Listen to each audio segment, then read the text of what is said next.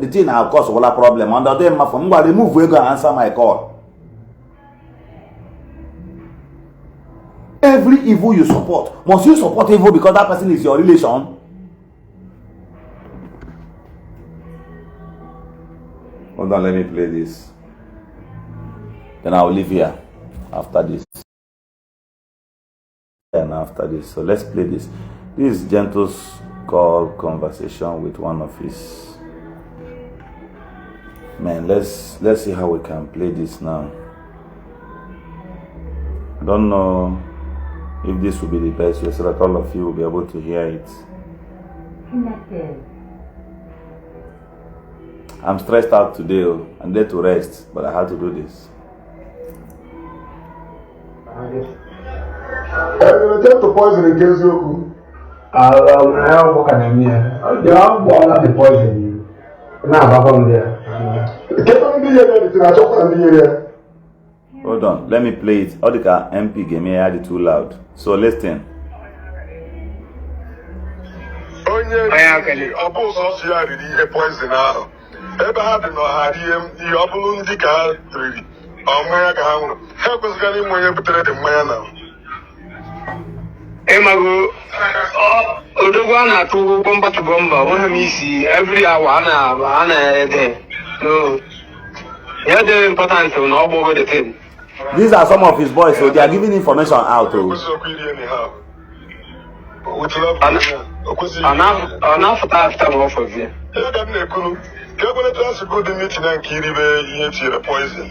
All these boys say I their band. Okay, they bang up in the course of the stage in the sector up. Okay. No, what I can get your point. And you pay back. The men are group go well for me. But few days ago, come for a yak already. They put a face in the gentle yard, go to gentle yard, no keep. I'm out my gentle gentle. I don't know. Okay, I can't come about. Yeah, I think gentle, no, honey, didn't see you, Chabushia. Okay. Babu Mamuni is good. Okay, I'm back at Tressica. Oh, you're not good. I'm on your own. Yes, I didn't. Okay, I came for a video. I can a big work again. I'm wearing any letting all about. It's a I will really like Yanata. Yeah, home, Papa, laziness. I was in DSS now, was it? Cow abandoned side as one idea. These are good side eye. I am. Okay. Hannah's our okay. So, Gaho, the town of body ever bullet and other like the side eye also fly. How about my hotel, the Yoko? Hotel, cooler. Hotel na town. Roma na village I asked no bank Chukuna lodge. Okay. How about the hotel like that? Not going to get here. Yaba how man a camera na video. I can watch it. Now hotel in Holo. About how can what course was we pass a judgment or Yan is in Nigeria. Oh, yeah, but I'll Ever go now? Okay, Nigeria Army. Nigeria Army made a counter to gentle. Nigeria Army, and I put you to gentle. It's an anti-analogy. I'm not quite near for Hannah trouble. That's what happens. You know when I hope to come out of the house. Yeah, then I already know. I haven't the party out. I mean, I've been since you last week. Keep guys going. I will before every Sunday by 9 I come here on Sunday. But on the in a queer Monday by the dwelling down here because they have been one Obama. And then can no. Is that a go? I told Monday about the dwelling down. Nah, and it's another Ubago. DSS ndị amị afọ n'Okigwe ha na Tiger Base nke gọvanọ grupụrụ n'ọlụ were bịa asị ha nchala Okigwe Youth ndị ezi nna chewekwana ndị a je fọm Okigwe Youth alone. Okigwe Youth ndị ezi nna cheka just fọm nke ahụ ịghọta last Sunday ka ha mere ọpret ibiri mgbe ha bịara ịgwa ndị saịdị anyị anyị ke yuzu na-adị aga nze ha bịara ịgwa anyị ya wụrụ egbe ka ha bata vileji gbawa nke iske everybody mechazie kpọwa ndị mmadụ na ha bịa n'ọnwa nne na ha na-ekwuzi na Okigwe Youth na achọ ka agbaka aka fight ihe na-eme n'Okigwe dialụ ka aka na-atụ bifo zi a na-elezi ịntanet na-afụzi na the young boy bidoro dete na aka na-ele ka a mara ma ga-unite with ndị nke nọ n'ọhịa gwazie ha aka nwanne egbule nwanne ya na-eko ya esi dị ya achọpụtago na inauguration eji eme n'Owerri nye ha pọmpụ ka ọ fight agentụ ya na-akụzi kuku mgbe ọ nọkọta ya afta na paakị ya na-akọ trash ma ọkada ndị ebe ndị otu jentụ na ụmụ oshi niile a ya ga-stọp ya paakị ya ga-ebute isi jentụ bufta na junction here so ya kọ kekericheri ya jentụ ji replaizie na net si n'ọkwa eme ndị Igbo asị na Igbo na-egbu onwe na ọkwa disiọn bọị ma obere ego ọ natara ọ gaghị eje ji nwayọọ rie ya na olu ka nke ndị ọzọ na-ezu gọọmenti na ọ chụwago ha na ebe ọ chụgo ya bịa na ya ma agaghị aga bọt na ụmụaka anyị ga-evisiti ya ka mara ka o si kwado edobe ọmụ mmisi gomisi a sị gị be ha ka a gara ofu ọwụ dị nke chere ha na road n'ehihie ọchakwa ọwụkwa nke eji abalị ga ihe a na-akọndem jentụ na soshal midia ifere ike agwụla anyị nwa na onwe anyị nọ ime taụn ọhịa ọ ga-awụ everybody anyị eluzuo na hope na jentụ adịgo compromise n'osogozu gọọmenti ndị Naijiria emewe ihe against Biafra ọ gaghị emenwu ya ibiri lasị anyị o kwuru si na anwa Biafra abịa na Ezinnachi can their step off na ha abụghị Biafra ewetago ebe ọ daa miniti ọgụ ọgụ alụra sinsi ya bụ daa miniti ọ aghabegoro ka Ezinnachi bịara grupuzi megidezi ọ daa bọọsụ ire dị nyere gaa ma na amị bezi jee nye ọda gọvanọ ndị embaras ọ bụrụ bifo agba ya ụdị egbe a ndị amị aka ejigo ọtọratik ọda jee riveji ọtụ ime iji efute ma otu ndị amị esi n'gori n'eluigwe ya eji ebute ozu ahụ ya DSS with some police ozu ihe na-asị na akara iji ebute ozu ene ndị ka ị na-ekwu ya ndị yiri red nsị ya gbara ha yesterday na a jere ebe ha ọka ọ gaghị disappear onye jentụ ụzọ deficit sọsọ nya first attack a jere beka ba n'ụlọ ha nsị gị n'ụlọ ha na esi nnachighị anyị nọ nke a egbe na-akwụ at a time attack mmadụ 6 ha dị 21 nọmba akụtugo 6 na ndị ọzọ wa gbagbu mpa the boy gbagbu nwunye ma ụlọ the boy ọkụ chụrụ the honorable duhaga Owerri jide ya gbara ya gbee ụgba ụlọ nke ọhịa mere inaugurate based on na ebotere gọvanọ na ndị ga-fight jentụ maka ọhịa gọvanọ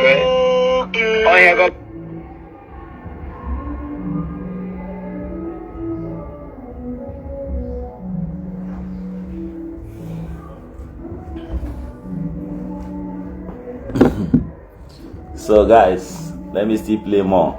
You see that to get gentle, if the government wishes to do something, they know what to do. Living heroes, I can name one. It's okay, one. Women are Friday walk we are. To be away freedom fight here, walk. You're taking weapon mother nozzle. We got people who be the Cano. I'll go a messenger call, walk with freedom fighter. You're a messenger. I can own freedom fighter and I when these Israelis actually wanted their country in 1948.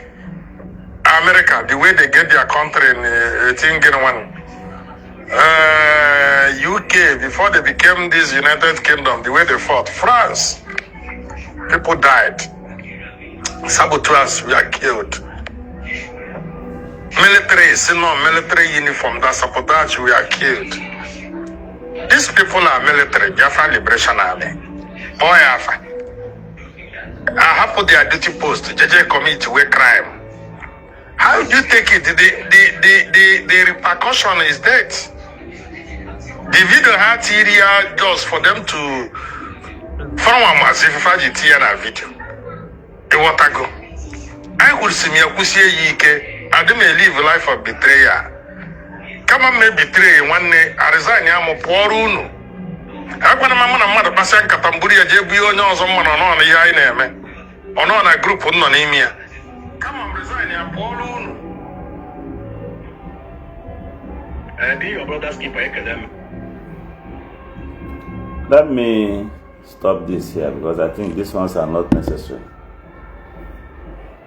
I want you guys to understand something here now. From the voice of this man and many others there, you see that our people are sponsoring these things. But then when people like us,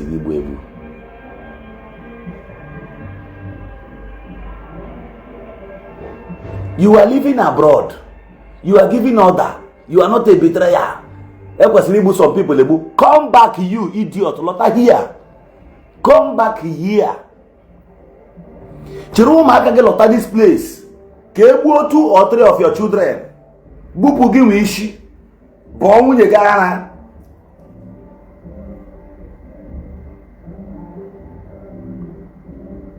Come back here. Don't stay abroad. You're not a teacher.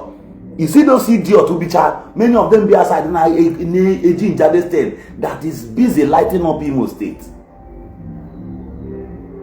You see what our people are supporting? Even this voice now, a voice of an elderly man, a supposed elderly man.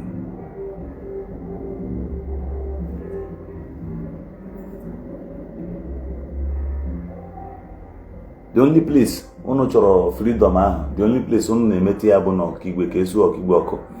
I keep asking this thing. If this man when watch your hand is hotel and they burn down people's hotels. That's what they are doing. This kind of man now who is supporting this thing now does not want 100 bags of cement in the entire southeast, including his father's compound. When he will protect his own side, then I wish Gentle will learn. I wish Gentle will understand what these guys are doing to him.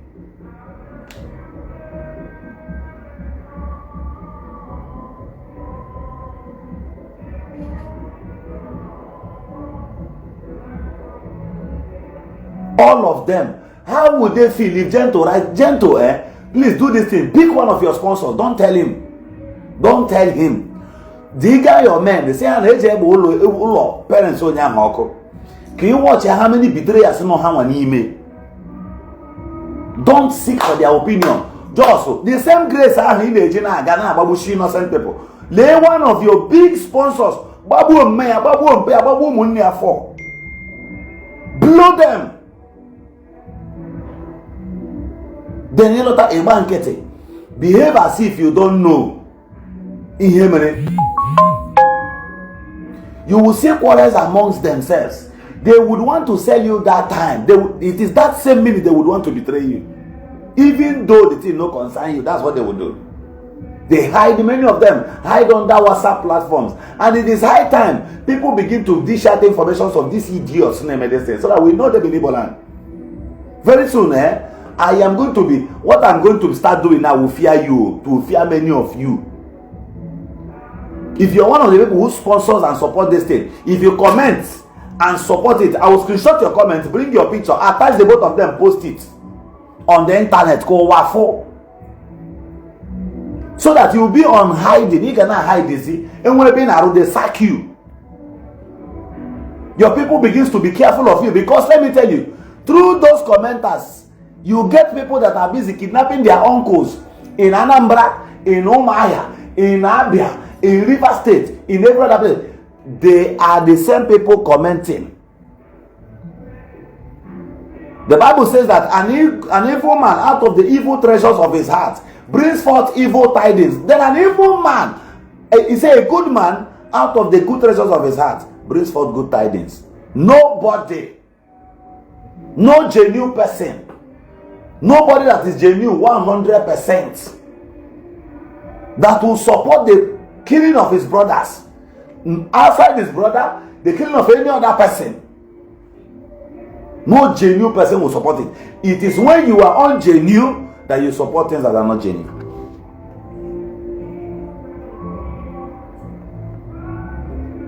So if you want to know how many of your town people that can kidnap you if you come back December, go to such pages, go and check. If you see those kind of things, you listen. If you see those kind of videos, you watch. Listen to what your people will be saying there.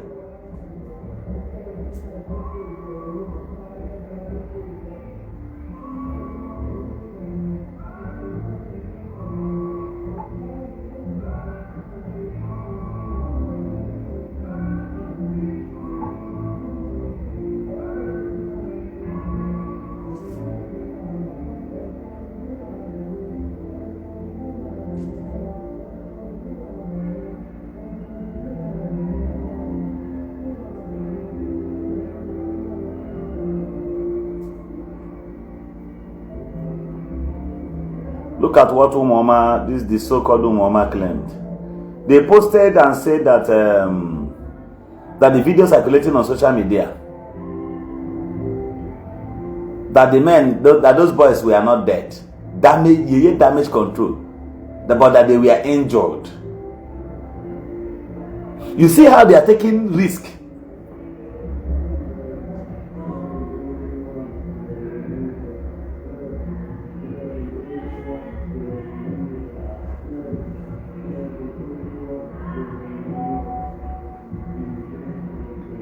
If this guy can lift up gun, battery of his boys immediately, if anybody gives this guy 10 million naira not your kidney, just think about this thing.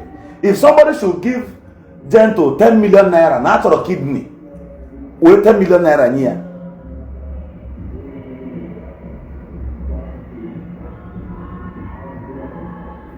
there are so many things on that voice note I played here. There are things you didn't hear. That boy saying that thing, who is busy giving his brother who lives abroad information. There is a place the guy pointed. He said that he is building hotels. I don't know whom he is referring to. No only guy on a hotel, no hotels coded.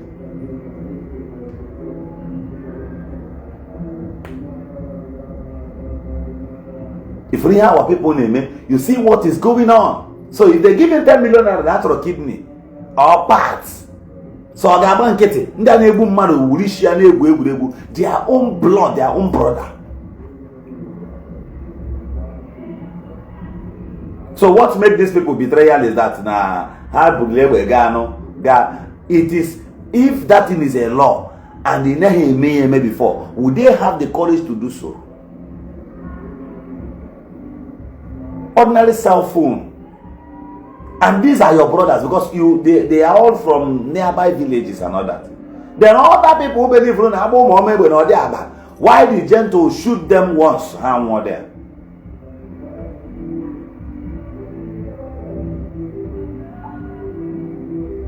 Why?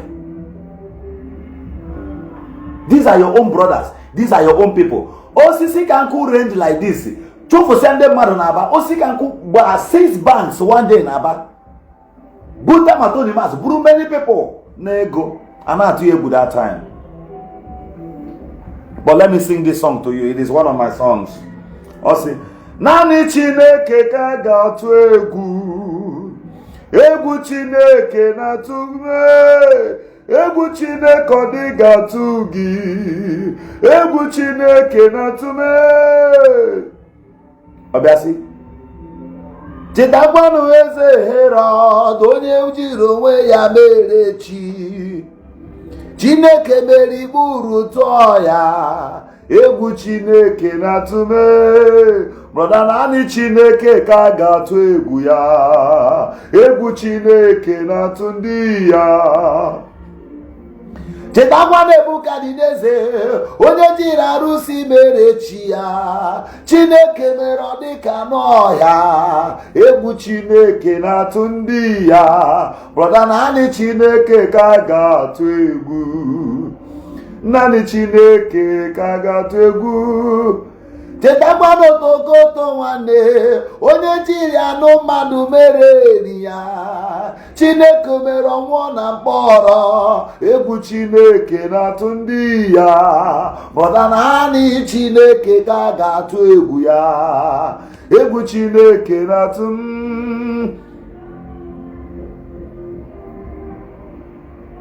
ama m na naanị Chineke ka a ga-atụ egwu ya. Onye nwere ike igbu ndụ gbokwa ọnwụ. Naanị Chineke ka a ga-atụ egwu. Egwu Chineke na-atụ ndị ya. Chetakwanụ ndị chịrị Naịjirịa. Ọtụtụ jiri ego ha wee mere chi. Chineke mere ha nwụọ ọnwụ ike. Egwu Chineke na-atụ ndị ya.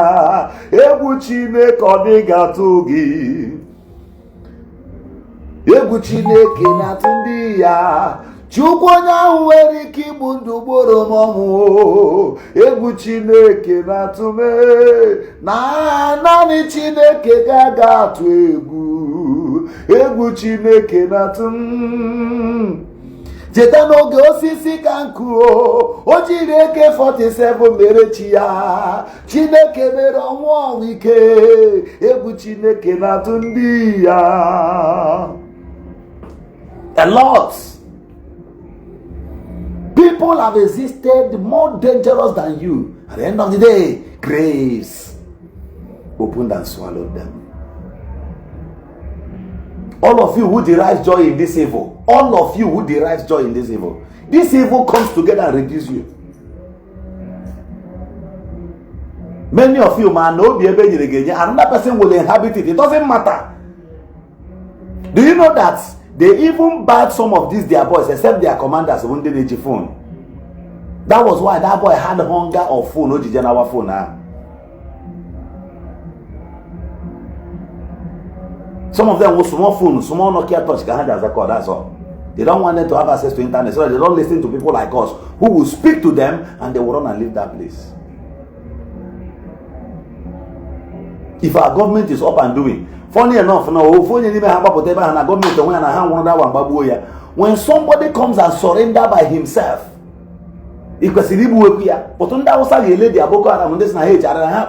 military back again. You have possibilities. And when any of them shape out about don't that person police parade, but showcase you on TV. Work with him. He has a lot to tell you. Work with him. Give him a life to live. May I come a taste of life. Come that niha de home. May I come value ndo mado. So many of them frustration led them to these things. So many of them were captured and conquered, converted. Somebody preach to them before they join this evil. You can preach to them and get them rehabilitated. It is possible. Somebody whom you did not give academics. The same way we are talking to our leaders today. Monday, even go line other parts no with the zone, we keep talking to our leaders. Senator Nonozo, Federal House of Representative member Nonozo. Bidon one name. And you are keeping quiet.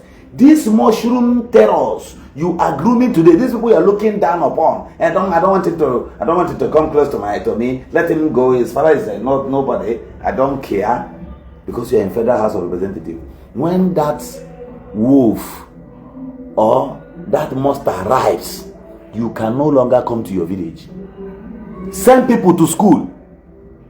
Give them job. Not only your children deserve visa. Not only your children deserve settlement. Now they know what Gentle is doing. They know what these guys are doing. I call his name because I had them bittered. Our people are that is why we were saying this thing in the beginning. That time I hear a village, he got check 4 or 5 young youths. What about the whole computer? Even here wouldn't take a piano computer. I had to them. some of them get pogoda him owere ha rụgara gị were ere gị mkpụrụ mmiri o regide na mkpụrụ mmiri na ọ qualify ya ala ha ncha ala village. Many of them mochara ahịa, nobody was able to settle them. Today they have dislodged you from your village. Had it been you gave them little money to start business, how many billionaires can you from Okigwe? How many billionaires can you from Oimo State in Emofoma? Go to Alaba International and check how many of our people are there. It's very recently ka ibido tiwanya mgbe ha no were anya na agba Arabanko ndị Ohofia. Are we more typical than ndị Ohofia? Ndị Abreba. Do you know Ndị Abreba and Ohofia conquered Benin Republic? I'm not kidding. It opened Abreba may introduce okay clothes. They are the ones who introduced it.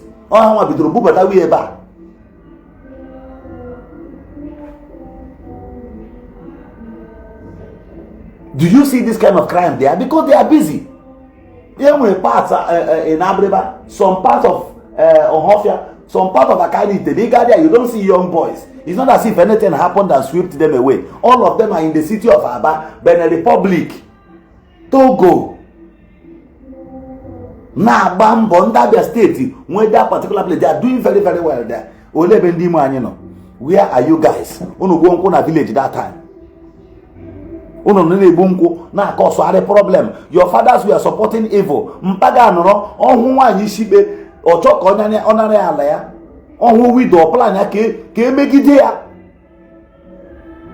The same way, before the sight of men, Nero wa Imo State, take community man, Nani ala, we never touch by force. To give them all of you support to achieve the and render our mothers useless. Those women they back if you don't know that after support to try evil, then you mistakenly get to your village. You discover and all again about your own village. The laws of karma, God and nature punishes the wicked. If you don't know, you can never eat your cake and have it. That's God for you. You will see the end of all these people. You will see the end. The evil they nurtured will consume all of them. It is sacrifice.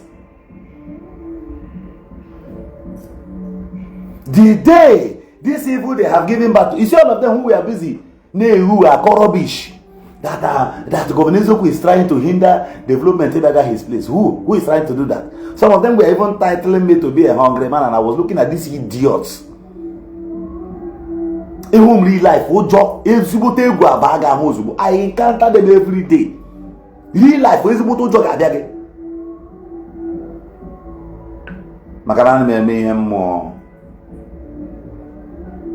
I work with the divinities you don't know. I work with things that even if they see me, they are around you, as they follow me, as they see me, they leave you, they come to me and say hi to me. Evil, there is no way you support it and it gets better to you. It's a lie. Go and check everybody. They look, those who worship Arosa, anytime you see them, they must have inching in their body. Something must show na radionya.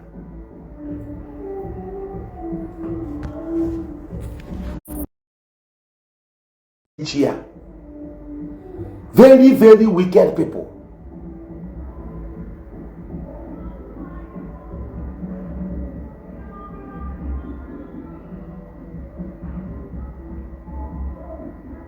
They can never. Even Obodani, if I can then wish I carry on her along now. I'm not facing in demo.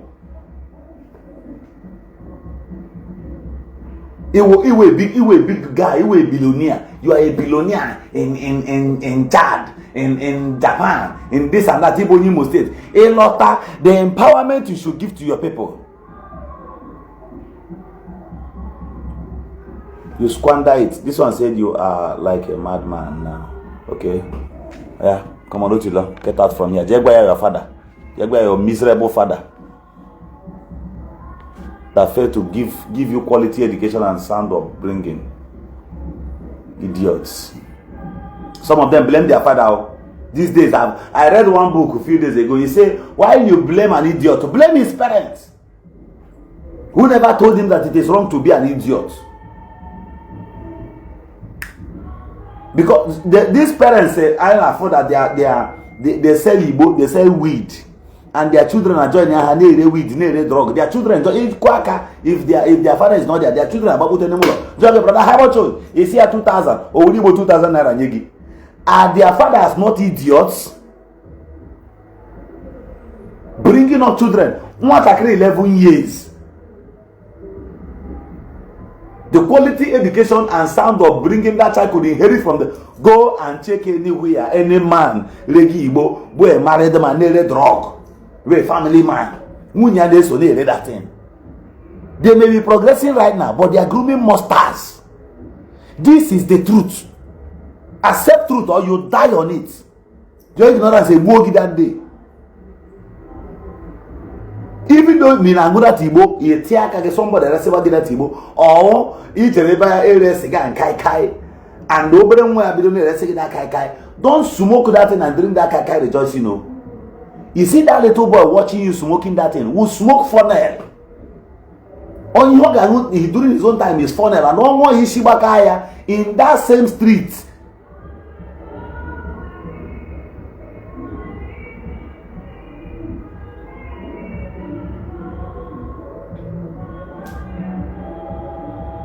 The first people who get the hot over is you. See, crime is locally bettered.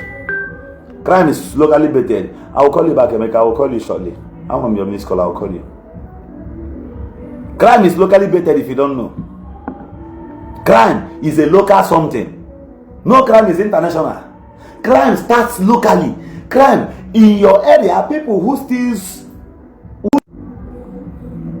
In your area, people who does burglary are people who grew up from that area. No external can come there and do that. People who bet it. Do you know why people hardly do burglaries? People hardly steal in estates. Do you know why? Children that are raised in estates, check their mentality, check their calibers.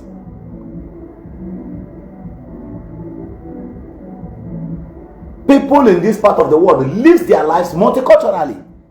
Even though a child who is raised in Lekki, who is raised in Gulf Estate, in Port Harcourt, who is raised in some good estates in Enugu, even if they want to be stupid, their stupid will still have style. It will not be as local as that of an idiot. Send people to school. Free education, you come and post the faces of those children on social media or you are not helping them, you are helping yourself, you are helping your world. Because if you are the only richest person in your community, you'll be panicking. You can't even sleep. Everything in your gig and job. Do you know why if you come back Xmas in your village, you feel free? If they bring something, you eat, your brothers, you are no longer afraid as if when you come back within the middle of the year. Do you know why? When you see different people with different cars, different mindsets, many of them are doing well. They came back prepared. Enviness and greed will go immediately. You chill and dine with them, but come back around March, you start being careful of yourself. Send people to school, empower youth. It is not, you don't only need the person, your own parents' approval before you hear them mad aka. The result now. The fugitives, the idiots, the fools that you people ignored yesterday are the ones. The people that has made it from Anambra, they are the ones now giving them order to burn your own house. Your uncle, you will go. Because your mentality is poor, you are not exposed to life. If Gento had lived in America, if Gento had lived in Abuja, if Gento had had a quality and standard house, do you think it would have been like this? If Gento can cool down now and talk to you, how many of his uncles in life that ignored him? If that young guy opens his mouth and tell you now, but I still blame him because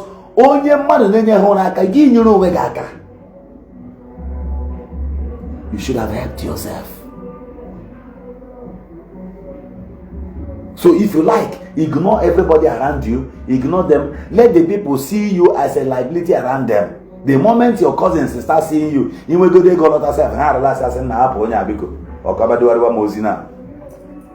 you are creating monster. You are creating monster. All those who are big celebrities, politicians, where they buy a champagne now on a camera. You are drinking crystal champagne and the people are watching you. And hammer the price that money. And if they come and tell you that their mother is sick, you can't even divide that money and give them one of it. But the empty bottle, you can't even give them. Nobody will be comfortable. As you are now, you are hungry. Even your own wife or your own mother attach a chicken. My son, I want to bless you that you'll never be hungry in this life. You got to go down here first. Because always you go before blessings of God are there. Truth is bitter. So those are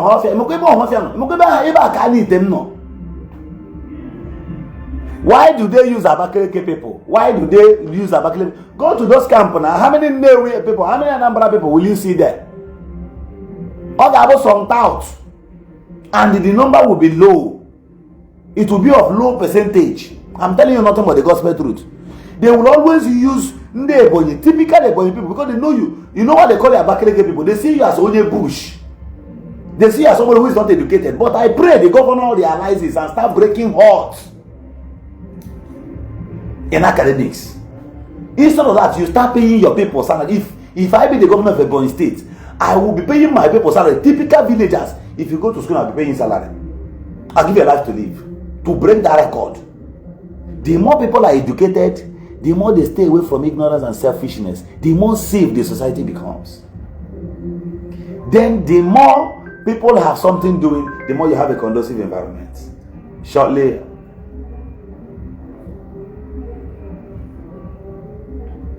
all right, people should have sense. So they use Abakaliki people. Look at the type of people they are using. Why couldn't they come to Owerri municipal? Biabolo Mado from Owerri municipal or certain places in the school. How many Mbise people on that your camp? How many Mbise people? They no go join you. How many people from Afari Ibeku will join you in that bush because they went to school? How many people from Ohun in a community, any community where they have, in any local government where they have up to 30 professors, any community they have 30 professors, you cannot see their youths embark on such thing. In one way or the other, their biro influences their cousins. I said, if you go to those camps and meet 3 or 4 persons, why? Because Dr. Michael Okpara inculcated education mentality, academical mentality upon his people. If you see professors from Ohun, if you go to Ohun in Abia, say no, you know my area. If you go to Ohun, you don't dare toy with them. These people can now Ala Igbo like this. You cannot go and build such camp in part of Enugu, where they have educated people and sound minds. They cannot accept it. In anywhere they want to even do such thing, they will go and look for typical places. People who will listen to you, people who will just see your garment and believe that you are a Messiah. Education is important. Empowering your people is important. You begin to curtail. Once you are doing this good, you are sending people to school, granting scholarship, empowering the youth. People will not know the value of what they are doing. The day they begin to enjoy safety, they won't know the impact of what you have done. Today I will leave you, and I pray you have sense. I pray your mentality becomes a reader of destinies and future, and you begin to help. It doesn't matter, you have billions of naira around you. The best way for you to get people activated in your own place is not to come and show them the latest jigger you bought. Go to the mortuary and see. You know that your money has no value. These people hand a bull like this. Could have been you. It could have been you. You could have been one of them. Man, God distinguished you for a certain purpose that you may be able. When God will help you, you turn back and help others. That's life for you. Sometimes I begin to ask myself, If I am fulfilled by the grace of God, what else should I be looking for?